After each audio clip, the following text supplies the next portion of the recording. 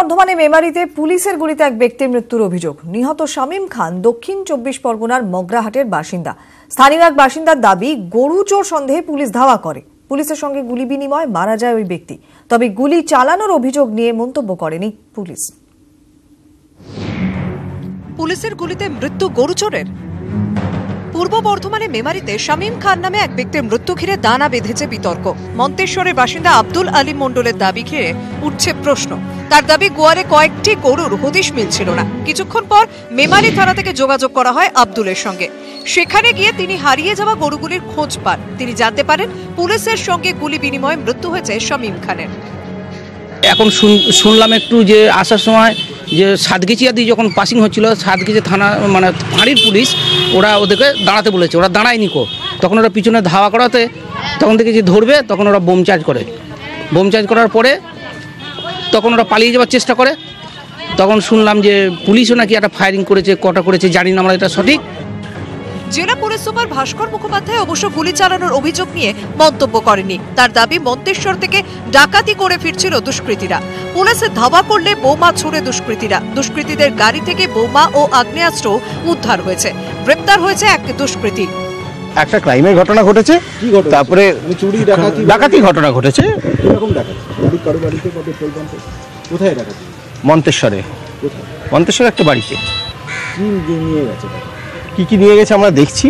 আমরা যেগুলো সিজ করা হয়েছে সেটা আমরা গাড়ি থেকে কিছু বোম পেয়েছি, আর্মস পেয়েছি, এগুলো পেয়েছি।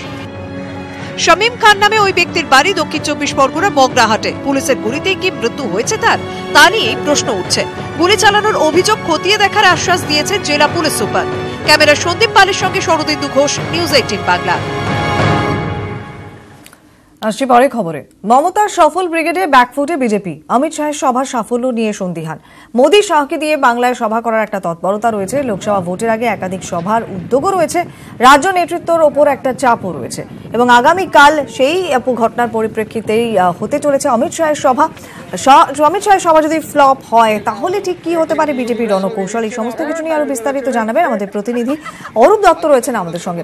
অরূপ, যারা জানতে চাইবো আগামীকাল অমিত শাহের সভা, এর আগে অমিত শাহ নানান রকম ঘটনার প্রবাহের পর অবশেষে আগামীকাল সভা হতে চলেছে, এখনো পর্যন্ত তাই ঠিক রয়েছে। যদি সভা ফ্লপ হয়, কারণ সামনেই মমতার ব্রিগেড একটা মস্ত বড় চ্যালেঞ্জ মাথার উপরে, সেক্ষেত্রে বিজেপির রণকৌশল কি হতে পারে? দেখো, 19 তারিখে মমতার এই ব্রিগেডের পরে জমায়েত এবং যে জোটের যে চিত্র, যে বার্তা রাজনৈতিক ভাবে এসছে সামনে, তাতে করে এটা শুধু অমিত শাহ বলো না, একেবারে প্রধানমন্ত্রী নরেন্দ্র মোদীর কাছে এটা একটা চ্যালেঞ্জের বিষয়। এবং সেই জায়গা থেকে প্রধানমন্ত্রী মোদী এবং কেন্দ্রীয় নেতৃত্ব চাইছেন যে তারা আর কিন্তু উপেক্ষা করতে পারছেন না। তারা প্রথমে সেটাকে উপেক্ষা করার চোখেই তারা দেখছিলেন বা প্রতিক্রিয়া দিচ্ছিলেন, কিন্তু এখন যা পরিস্থিতি, তাতে করে এই ব্রিগেডের সভার পরে তাকে এই জোটকে উপেক্ষা করার কোনো জায়গাতে নেই, এটা তারা বুঝতে পারছেন এবং সেই লক্ষ্যেই তারা ইতিমধ্যে ঝাঁপিয়ে পড়েছেন এবং রাজ্যে বিশেষ করে ঝাঁপিয়ে পড়তে চাইছেন। কিন্তু প্রশ্নটা এইখানেই উঠছে যে প্রধানমন্ত্রী চাইছেন, পিএমও দপ্তর থেকে রাজ্য বিজেপি সূত্রে যেটা জানানো হয়েছে যে 5টা জোনে তিনি সভা করতে চাইছেন, অমিত শাহ চাইছেন একাধিক সভা। তো এই যে কিন্তু রাজ্যের বর্তমান বাস্তব পরিস্থিতি, রাজনৈতিক অবস্থা, সেটা কিন্তু বিজেপির পক্ষে এতটা অনুকূল নয়। ফলে এই পরিস্থিতিতে যদি সভা করতে গিয়ে স্বাভাবিকভাবেই সভা হলে প্রধানমন্ত্রীর সভাই হোক বা অমিত শাহের সভাই হোক, সেটা কিন্তু আম জনতার কাছে, সাধারণ মানুষের কাছে পাল্টা সভা হিসেবেই দেখা হবে। ফলে সেই সভায় জমায়েত যদি লক্ষ্যমাত্রায় পৌঁছতে না পারে, উল্লেখযোগ্য না হয়, তাহলে কিন্তু সেটা একটা ফাঁপড়ে পড়ার মতো অবস্থা। এই শাকের করা অবস্থা হচ্ছে বিজেপি। একদিকে কেন্দ্রীয় নেতৃত্ব চাইছে ঝাঁকতে পড়তে, অন্যদিকে রাজ্য বিজেপি চাইছে, কিন্তু তারা মনে করছে যে একদমই মানে কোথাও একটা মুখ পুড়তে পারে নেতাদের, এমনটা মনে করা হচ্ছে। এখন দেখার আগামীকাল সভায় ঠিক কি হয়। অনেক ধন্যবাদ অরূপ, আপাতত আবারও পরবর্তীতে যোগাযোগ করব।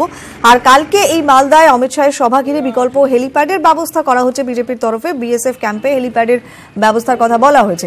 এ ব্যাপারে আরো আপডেট দেবেন সেবক দেব শর্মা রয়েছেন আমাদের সঙ্গে। সেবক, অমিত শাহের জন্য হেলিপ্যাডের ব্যবস্থার কথা বলা হয়েছে বিজেপির তরফে, কি ব্যবস্থা নেওয়া হচ্ছে? একদমই কোয়েল, অমিত শাহ কালকে জনসভা এবং তার জন্য কিন্তু বিজেপির তরফে প্রস্তুতি চালানো হচ্ছে জোর কদমে। ইতিমধ্যেই প্রথমত একটা প্রস্তুতি করা হয়েছিল মালদা এয়ারপোর্টে যাতে হেলিকপ্টার নামানো যায়, কিন্তু জেলা প্রশাসন জানিয়ে যায় যে সেখানে আধুনিকীকরণের কাজ চলা হচ্ছে, তাহলে এখানে ব্যবহার করার অনুমতি স্বাভাবিকভাবেই দেওয়া হয়নি।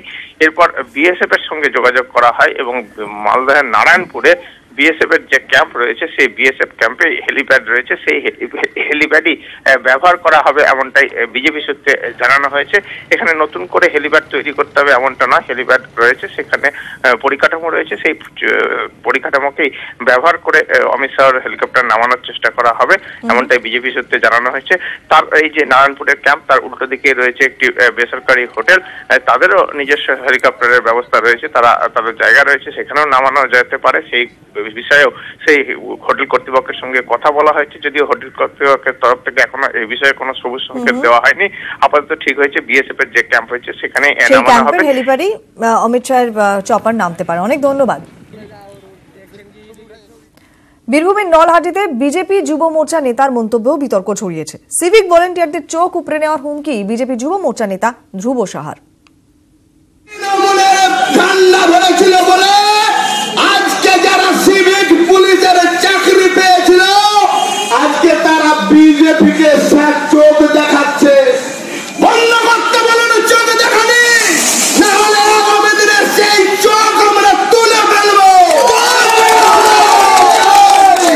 সিভিক পুলিশের কোনো দাদাগিরি আমরা দেখব না। আসছে পরে খবরে। আগে ছিল এখন নেই।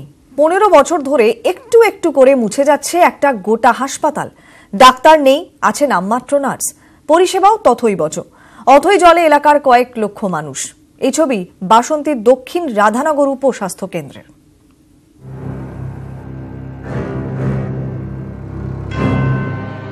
মুখ্যমন্ত্রীর উদ্যোগে যখন একে একে স্বাস্থ্যকেন্দ্রের উপরে তিনি নজর দিয়েছেন এবং দক্ষিণ 24 পরগনায় একের পর এক সুপার স্পেশালিটি হাসপাতাল গড়ে উঠেছে, মানুষকে উন্নত মানের চিকিৎসা দেওয়ার কাজ চলছে, তখনই এক অন্য চিত্র ধরা পড়ল গোসবা এলাকার দক্ষিণ রাধানগর এলাকায়।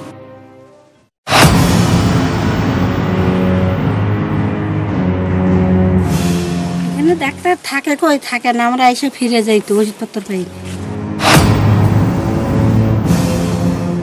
কে বলবে এটা হাসপাতাল? রোগ নিরাময় কেন্দ্র নিজেই এখন রোগাক্রান্ত। অথচ একসময় সরগরম ছিল বাসন্তীর দক্ষিণ রাধানগর উপস্বাস্থ্য কেন্দ্র। 70-এর দশকে হাসপাতালের জন্য জমি দিয়েছিলেন স্থানীয় চিকিৎসক নকুলেশ্বর মণ্ডলের পরিবার। হাসপাতাল, নানান ওয়ার্ড, চিকিৎসকদের আবাসন, কি ছিল না এখানে? ডাক্তার নকুলেশ্বর মণ্ডল 8 বিঘে জমি দান করে। এই এলাকার যেহেতু এটা প্রত্যন্ত সুন্দরবন এলাকা, যাতায়াত ব্যবস্থা এখান থেকে 20-30 বছর আগে ছিল না বললেই চলত। 10 থেকে 12 বছর ধরে দেখছি এখানে মানুষ কোনো পরিষেবাই পায় না, ডাক্তার ওনারা আসেন না।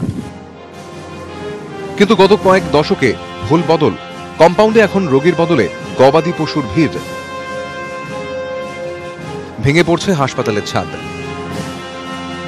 ওয়ার্ডের ডাই হয়ে জমে রয়েছে চাঙড়, গাছ গজিয়েছে হাসপাতালের বিল্ডিং এর একাংশে। বাড়ছে দুষ্কৃতীদের আনাগোনা, ইতিউতি মদের বোতল। পরিষেবা নেই, নার্সদের দুর্ব্যবহার, থাকেন না চিকিৎসক, জমছে অভিযোগের পাহাড়। তাই রাত বিরেত হোক কিংবা দিনের বেলা, নৌকায় ক্যানিং কিংবা গোসাবাই এখন ভরসা স্থানীয়দের। কখনো মোটা টাকা, কখনো প্রাণের বিনিময়ে গুনতে হয় চড়া মূল্য। এখান থেকে কেনি নিয়ে যাওয়া যে কি দুরাহ ব্যাপার, এখান থেকে গোসায় নিয়ে যাওয়া যে কি অসুবিধাজনক ব্যাপার, নৌকো ছাড়া আর গোসায় যাওয়া যায় না। হাসপাতালের এমন দুর্দশার কথা আমরা তুলে ধরেছিলাম জেলা মুখ্য স্বাস্থ্য আধিকারিকের কাছে। কি বললেন তিনি? গত বোধহয় 15-20 দিন আগেই একজন ডাক্তার ওখানে স্বাস্থ্য ভবন থেকে অ্যাপয়েন্টমেন্ট দেওয়া হয়েছে এবং সে যাওয়া শুরু করেছে বলে আমার কাছে খবর আছে। কিন্তু আজও পর্যন্ত ওনাকে কিন্তু হসপিটালে ওই উপস্বাস্থ্য কেন্দ্রে দেখা যায়নি। সেটা আমরা দেখে নিচ্ছি, আমি এসএমএইচকে বললাম ব্যাপারটা খোঁজ নেওয়ার জন্য।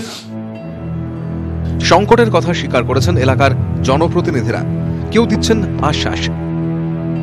কোনো ডাক্তার এই রুরাল এরিয়া নদী পার হয়ে ওখানে ওখানে তারা আসতে রাজি হচ্ছে না। যারাও ওখানে অ্যাপয়েন্টমেন্ট দেওয়া হচ্ছে, যারা আসছে তারা 2-4 মাস থেকে তারা রিজাইন দিয়ে চলে যাচ্ছে।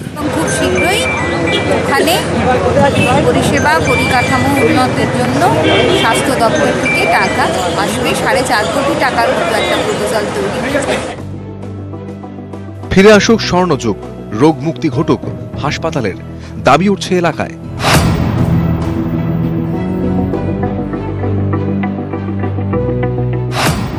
বাসন্তী থেকে অর্পণ মণ্ডল, নিউজ 18 বাংলা।